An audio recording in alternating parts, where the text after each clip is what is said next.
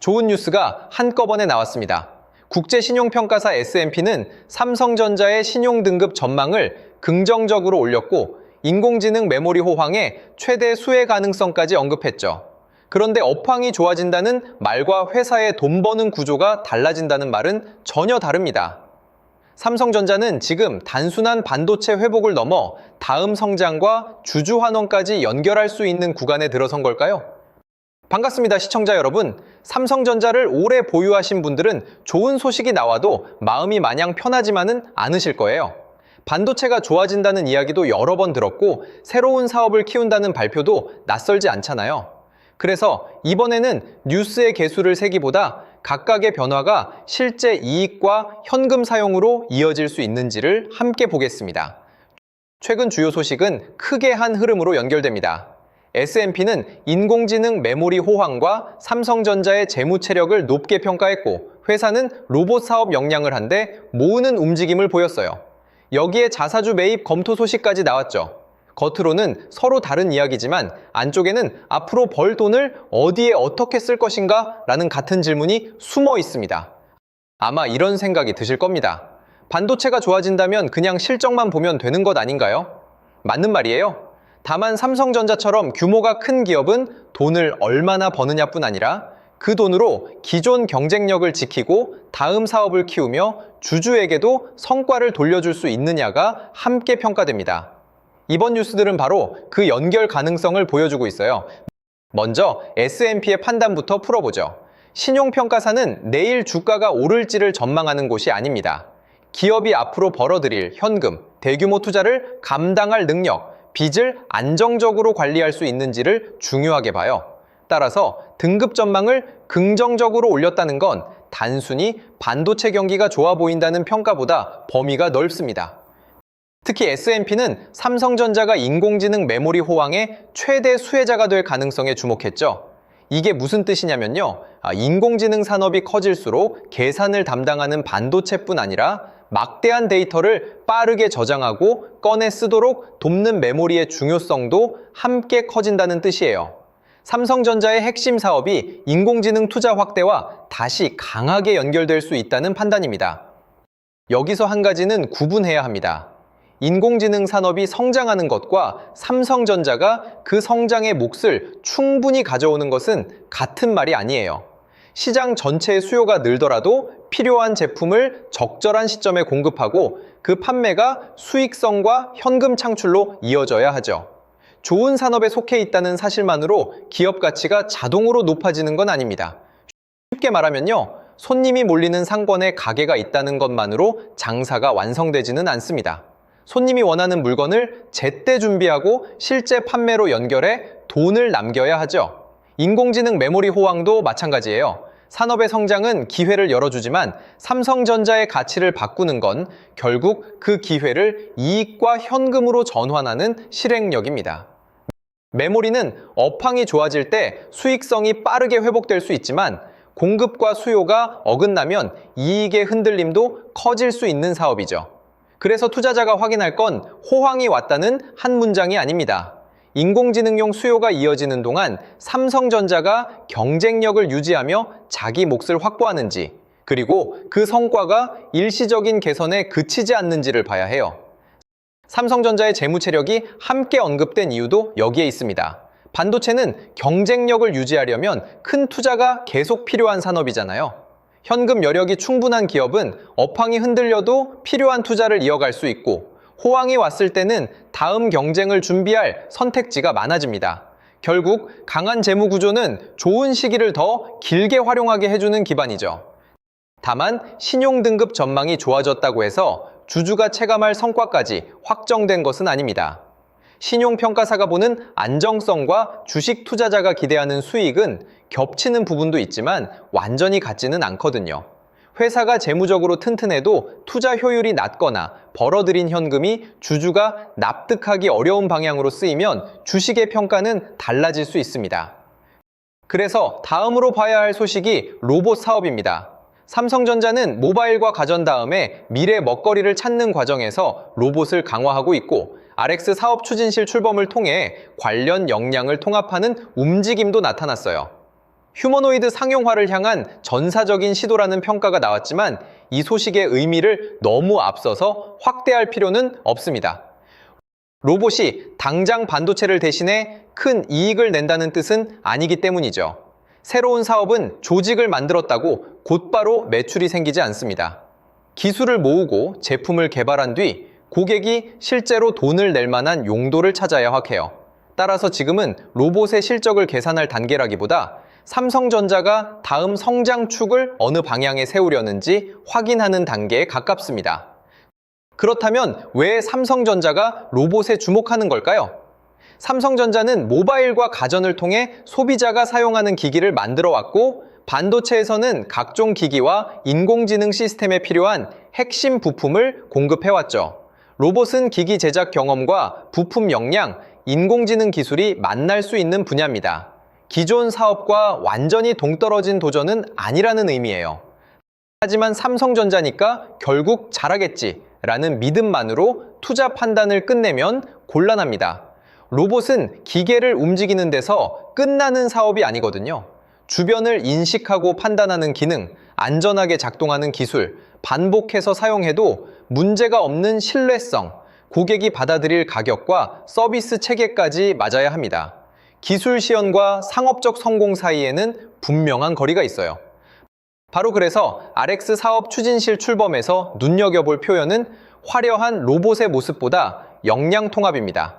여러 조직에 흩어진 기술과 사업 기능을 한 방향으로 모으겠다는 움직임으로 볼 수 있죠.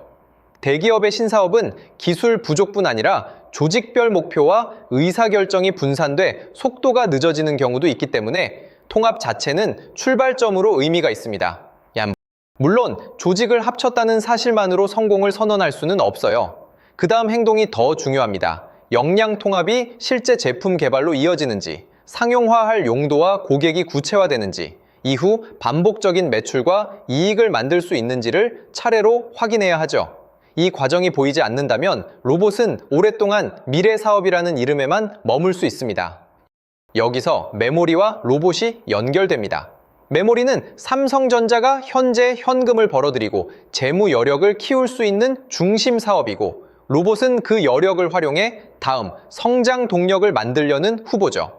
현재 사업에서 번 돈이 미래 사업의 경쟁력으로 전환돼야 회사의 돈 버는 구조가 달라졌다는 평가도 가능해집니다. 그런데 이 연결에는 분명한 위험도 있어요. 메모리 호황으로 벌어들인 돈을 신사업에 계속 투입했는데 로봇의 상용화가 늦어지면 주주 입장에서는 비용과 기다림을 먼저 체감할 수 있습니다. 큰 회사가 여러 사업을 가진 건 안정성 측면에서 장점이지만 성과가 약한 분야까지 오래 끌고 가면 자본 효율이 낮아질 수 있죠. 이 부분에서 불안하신 분도 계실 겁니다. 삼성전자가 새로운 사업을 발표할 때마다 기대는 커지는데 그 기대를 언제 실적으로 확인할 수 있는지는 선명하지 않기 때문이죠. 그 마음은 충분히 이해됩니다. 그래서 로봇은 성공 여부를 지금 단정하기보다 조직 통합, 제품과 고객의 구체화, 반복 매출이라는 진행 순서를 놓고 판단하는 편이 더 현실적이에요. 이제 자사주 매입 검토 소식을 보겠습니다. 회사가 자기 주식을 사들이는 건 시장의 중요한 신호가 될 수 있어요. 하지만 이번 소식은 구체적인 규모가 확정된 단계가 아니기 때문에 효과를 미리 계산해서는 안 됩니다. 검토한다는 말과 실제 계획을 발표하고 실행하는 것은 분명히 구분해야 하죠.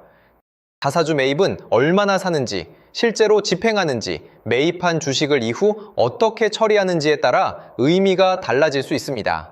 따라서 매입을 검토한다니 무조건 호재다라고 결론을 닫는 건 빠릅니다.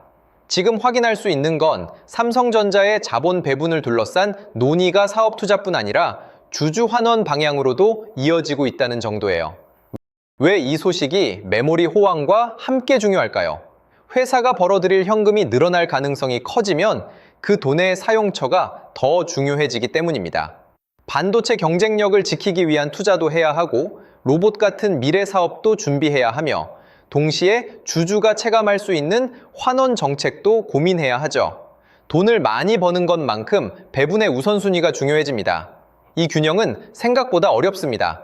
투자를 지나치게 줄이면 미래 경쟁력이 약해질 수 있고 신사업에만 자금을 집중하면 성과가 늦어질 때 주주의 기다림이 길어져요. 반대로 단기 환원에 과도하게 집중하면 큰 산업 변화에 대응할 여력이 줄어들 수 있습니다. 결국 좋은 자본 정책은 투자와 성장, 환원 중 하나만 크게 외치는 방식이 아니죠. 자사주 매입이 의미를 가지려면 필요한 투자를 진행하고도 주주에게 돌려줄 여력이 있다는 판단과 연결돼야 합니다. 일회성 기대를 만들기 위한 조치가 아니라 향후 현금 창출에 대한 자신감과 일관된 정책이 함께 보여야 해요. 그래서 구체적인 규모와 실행 방식이 발표되는지 확인하기 전까지는 가능성과 확정을 섞지 않는 태도가 필요합니다. 지금까지의 흐름을 이어보면 S&P의 평가는 현재 사업의 기회와 재무 기반을 보여주고 로봇 사업 강화는 미래를 위해 돈을 쓸 방향을 보여줍니다. 자사주 매입 검토는 그 과정에서 주주 몫을 어떻게 다룰 것인지 던진 질문이고요. 결국 세 소식은 모두 삼성전자가 앞으로 벌 현금을 어떻게 만들고 배분할 것인지로 연결됩니다. 시청자 여러분께서 가장 헷갈리실 지점도 바로 여기일 거예요. 인공지능 메모리, 신용등급 전망 상향, 로봇, 자사주 같은 좋은 단어가 한꺼번에 보이면 회사의 모든 문제가 해결된 것처럼 느껴질 수 있거든요. 하지만 투자는 좋은 단어의 개수를 세는 일이 아닙니다. 각 소식이 실제 이익과 현금의 흐름으로 이어지는 순서를 확인하는 일이죠. 보유자라면 먼저 자신이 삼성전자를 보유한 이유를 분명히 해보세요. 인공지능 메모리 성장에 투자한 것인지, 탄탄한 재무 체력을 본 것인지, 로봇까지 포함한 장기 사업 확장을 기대한 것인지에 따라 확인할 신호가 달라집니다. 보유 이유가 분명해야 뉴스가 나올 때마다 기대와 실망 사이에서 판단이 흔들리는 일을 줄일 수 있어요. 특히 삼성전자 비중이 계좌에서 지나치게 큰 분은 좋은 전망이 나왔다는 이유만으로 위험까지 작아졌다고 보면 안 됩니다. 재무 체력이 좋은 기업도 업황 변화와 대규모 투자, 신사업의 불확실성을 함께 안고 갈 수 있거든요. 한 종목의 움직임이 계좌 전체 판단을 흔드는 수준이라면 기업 전망보다 내 비중이 감당 가능한지를 먼저 확인해야 합니다. 새롭게 관심을 두는 분도 로봇이라는 단어만 보고 서두를 필요는 없어요. 지금 삼성전자의 중심 이익 기반은 인공지능 메모리 수요 속에서 경쟁력을 실제 성과로 바꾸는 데 있고, 로봇은 아직 다음 성장 가능성을 확인하는 영역입니다. 여기에 자사주 매입도 검토해서 구체적인 계획으로 넘어가는지를 봐야 하죠. 기대와 확인된 사실을 나누는 게 중요합니다. 삼성전자는 반도체만으로 설명하기에도 크고 미래 사업 하나만으로 평가하기에도 복잡한 회사예요. 그래서 규모가 크다는 이유로 무조건 안전하다고 보거나 신사업을 발표했다는 이유로 곧바로 성장 기업에 높은 기대를 적용하는 것 모두 조심해야 합니다. 현재 돈을 버는 사업과 앞으로 돈을 쓰는 사업을 나눠서 보는 습관이 필요하죠. 현재 우세한 해석은 삼성전자가 단순한 메모리 업황 회복을 넘어 현재의 현금 창출력과 다음 성장 사업, 주주 환원을 연결하려는 초기 구간에 들어섰다는 것입니다. S&P가 인공지능 메모리 수혜와 재무 체력을 함께 평가했고, 회사가 로봇 역량을 통합하는 한편 자사주 매입까지 검토하고 있기 때문이죠. 다만 아직 돈 버는 구조가 완전히 달라졌다고 확정할 단계는 아닙니다. 이 해석을 확인하려면 인공지능 메모리 기회가 실제 현금 창출로 이어지고, 로봇이 조직 통합을 넘어 제품과 고객이 구체화되는 상용화 단계로 진전해야 합니다. 자사주 매입도 규모와 방식이 정해져 실제 실행으로 연결돼야 하고요. 반대로 업황 수혜가 기대에 머물고 신사업의 성과가 계속 늦어지며 주주 환원 검토도 구체화되지 않는다면 구조적 변화보다 기대가 앞섰다는 쪽으로 판단을 바꿔야 합니다. 결국 삼성전자를 볼 때 중요한 건 좋은 뉴스가 몇 개 나왔느냐가 아니라 그 뉴스가 내 보유 근거와 계좌 구조에 어떤 의미가 있느냐예요. 기업의 방향이 괜찮아 보여도 비중이 과도하거나 손실이 특정 종목에 몰려 있다면 대응은 달라질 수 있죠. 이제 삼성전자의 사업 흐름을 이해하셨다면 다음 순서는 내 계좌에서 이 종목이 차지하는 위치와 감당 가능한 위험을 객관적으로 점검하는 것입니다. 주식 투자를 하다 보면 제일 답답한 순간이 찾아옵니다. 분명히 계좌의 종목은 여러 개 들고 있는데 뭐부터 손대야 할지 순서가 헷갈리고, 손실이 크게 난 종목을 더 버텨야 할지, 지금 물을 타야 할지, 아니면 일부를 먼저 줄여야 할지 판단이 안 서는 순간이 오거든요. 그래서 이번에는 여러분의 보유 종목 화면을 캡처해서 올리기만 하면 내 계좌가 어느 종목에 과도하게 몰려 있는지, 손실이 어디에 집중되어 있는지, 그리고 어떤 종목부터 먼저 점검해야 하는지 우선순위까지 보여주는 무료 포트폴리오 진단 리포트를 준비해 놨습니다. 사용 방법도 어렵지 않습니다. 현재 사용하고 있는 증권사 앱에서 보유 종목 화면을 캡처해서 올리면 종목명과 평가 금액, 수익률을 자동으로 읽어 계좌 비중과 손실 구간을 정리해 줍니다. 종합 점수와 계좌 등급, 가장 큰 비중을 차지한 종목, 종목별 비중, 그래프까지 같이 확인할 수 있고요. 특정 종목을 무조건 사라거나 팔라고 찍어주는 방식이 아니라 내 계좌 구조를 객관적으로 펼쳐놓고 무엇부터 점검해야 할지 기준을 잡아주는 무료 진단이라고 보시면 됩니다. 진단 결과를 본 뒤에도 조금 더 구체적인 점검이 필요한 분들은 결과 화면 안에서 전문가 추가 점검도 신청하실 수 있습니다. 현재 계좌 상태를 바탕으로 하락장이 끝난 뒤 관심 있게 볼 히든 종목군, 상장 지수펀드 매매 정보와 대응 기준, 현재 보유 종목에 대한 추가 점검, 그리고 상승장에서 수익을 기대할 수 있는 종목군과 하락장에서 대응하는 방법까지 함께 안내받으실 수 있습니다.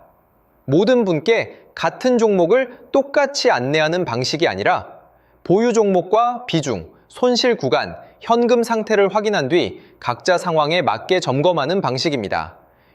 여기에 세력당화 지지선 계산기, 글로벌 AI, 자금 순환 맵, 보조지표 템플릿, 실전 매매 전략 노트, 시크릿 책자 3권과 주도주 알림센터까지 함께 보실 수 있게 준비해놨습니다.